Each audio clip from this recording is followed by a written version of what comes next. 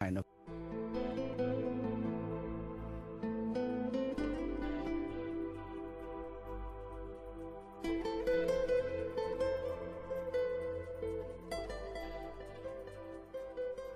On behalf of Tosi School, may we express our deep appreciation for your kindness in giving us the opportunity to ask you a number of questions concerning Buddhist education.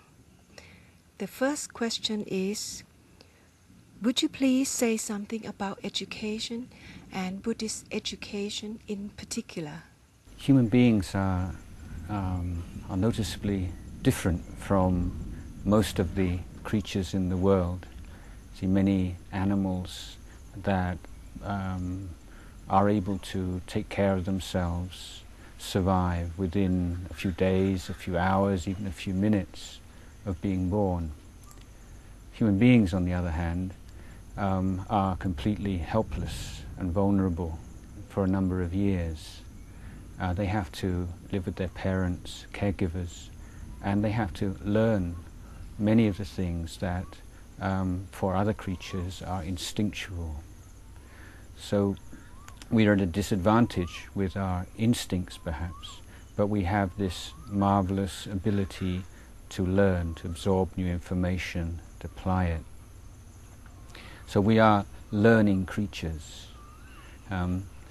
For many of us, we may believe that learning is something we do at the beginning of our lives, or perhaps for a few years in institutions like schools and colleges. But in Buddhist understanding, then we should have a goal, an ideal of learning right throughout our lives. So we see life as a learning process. And Buddhism is a very unusual religion. It's very different from the religions that grew up in the Middle East, which are essentially belief systems, religions which stress faith in the dogmas that are laid down in their holy books. Buddhism, on the other hand, is not a belief system, but it's an education system, with the idea that human beings have within themselves the potential to completely liberate themselves from all suffering through a clear, penetrative understanding of the way things are. So we see the greatest sin, if you like, or the biggest obstacle to true happiness in life is ignorance. And so the Buddhist teachings teach us how to transcend ignorance. So from that you can see quite clearly it's a matter of education. I would say that Buddhism is a religion which is uniquely suited to application in the conventional education systems that we have, because it is an education par excellence. It is the complete or perfect form of education. So what's a Buddhist education? That would be an education in which it fulfills all the necessary standards of academic excellence, knowledge of all the skills, and the mastery of all the information that all education systems seek to provide. But it doesn't see education merely as a preparation for life in the capitalist system, or in life as a householder and making a living and so on. But it sees education provided to children by schools as one which is in harmony with the larger principles of the Buddhist education system, which we sometimes call the Eightfold Path, or the threefold training or threefold education of Sila, Samadhi, and Panya. So the education that we're trying to develop, which we're calling Buddhist education, is then one in which we're adapting Buddhist developmental principles to the education process. One which involves an education of the child's relationship to the physical world it lives in, it developing a wise relationship to the social world in which the child is living and will live as an adult, and developing a wise relationship to ability to deal constructively with emotions, finding wise, intelligent ways of dealing with negative emotions like fear, anxiety, greed, anger,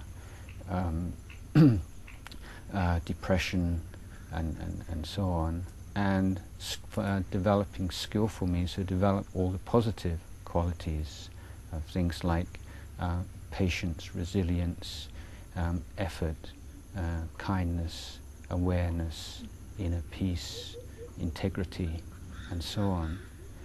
But most importantly, the jewel in the crown of Buddhism is its emphasis on wisdom and the practical techniques to develop and to nourish this wisdom faculty that we do all possess within us, but rarely bring out and make use of in our lives. So it's an education system which is not overlooking any of the traditional features of an education system, but one which adds on to it or incorporates it within the larger, more comprehensive idea of education which is given to us by the Buddha's teachings.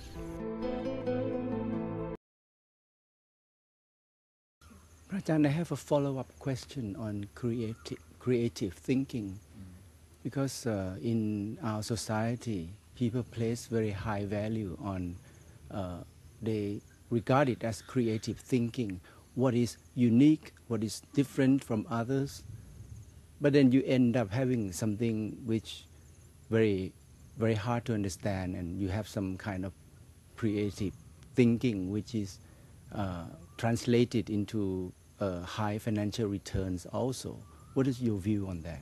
Well, I think there are a number of different points there in your question. In the realm of the arts, then the effort to be different, to stand out from the pack, which may be a purely artistic endeavor, may well have some kind of financial incentive. But I think in the end it tends to lead to a kind of extreme and coarsening scene in which you try to be more and more outrageous, and the value of the piece is the extent to which it can give rise to strong emotions, and usually the strong emotions are the ones which are stimulated by the coarser kinds of stimuli. So I don't think that kind of creativity is necessarily such a good thing. In let's say in the business world, where you're looking at, we're talking more about finding new solutions to old problems, looking at things in new ways, rather than, say, producing carpets, for instance, and selling carpets. You rent out squares of carpets. So instead of buying a new carpet, you just buy squares of carpets to replace the bits that are worn out, and sort of a new idea or creative thinking that I appreciate is the traffic lights, which have the countdown from them, so that motorists don't have to get so tense when they're waiting for the lights to change colour. Now, those kinds of creativity comes from this ability to step back from a situation, look at it afresh, look at it from a different angle. And that kind of ability I see as something that can be cultivated, particularly through Buddhist techniques of mindfulness practice, ability to look within, to let go of unnecessary thoughts of the past and the future, to be able to focus intently on an object, the ability to put down the habitual thought processes and just dwell in that very fertile state of clarity and mindfulness. So it's a peace, not a kind of a dull, dreamy kind of peace, but a very sharp, bright kind of awareness. You may be familiar with the hyper-realist school of art, and those pictures which are incredibly sharp, and that's the mind which has been well trained in the Buddhist system. And that mind, I would say, is one which is very much creative in this second sense, the ability to look at things in a fresh light, to recognize things that otherwise we might be quite heedless about. And that kind of creativity is something that I think should be and can be more systematically developed in education. Prajan, there have been a lot of criticism of rote learning and calls for school to teach more creative thinking. What is your opinion? Well, let's first of all separate rote learning from memorization. I think that it's been recognized for thousands of years, really, that memorization of texts is a very useful element in an education system for a number of reasons. One, it's a very good mental exercise. You have to be very patient, you have to apply yourself, and it's a good workout for your brain to memorize things, to be quite systematic about it. Having memorized information, the next step is that you can arrange it systematically, you master it, you digest that information, and then you can use it as the raw material for creative thinking. I mean, creative thinking doesn't arise in a vacuum. You need to have building bricks, you have to have raw materials. And if you have those raw materials with you, not in a book or on a computer somewhere, but right with you, then your ability to think on the spot, to deal with situations, unexpected situations, and to draw upon that knowledge is obviously going to be great help to you. I think that memorizing information also gives the student a great deal of confidence, the feeling that you're on top of your subject, you know your subject, that you're very familiar with it. It's not something that you can access when you need it, but it's right there with you. I think that kind of confidence is very good for children to have. And the criticisms, I think, are really of learning things just because you're told to, without any real interest in the subject, and then not being taught and not being interested to make use of that information, so you learn it and then you forget it. I mean, as we've all done with so much information we learned as children. It's not something that is restricted to Thai education system either. I think a lot of this rote learning was in fact imported from the West. There's this idea and I think a false one, that, you know, the Western schools are full of kids who are incredibly creative and they don't just memorize things, but often the Thai people who have some contact with Western schools and colleges are wealthy people who send their children to the best schools in England and America.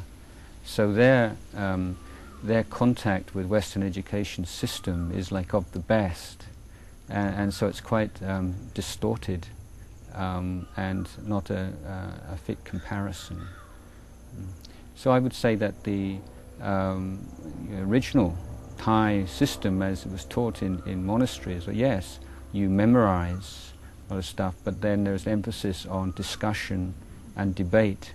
It's like Dhammasakacha, this idea of once you learn something, you talk it through, you discuss it, you question it, you look at it from different angles, you assimilate it, make use of it.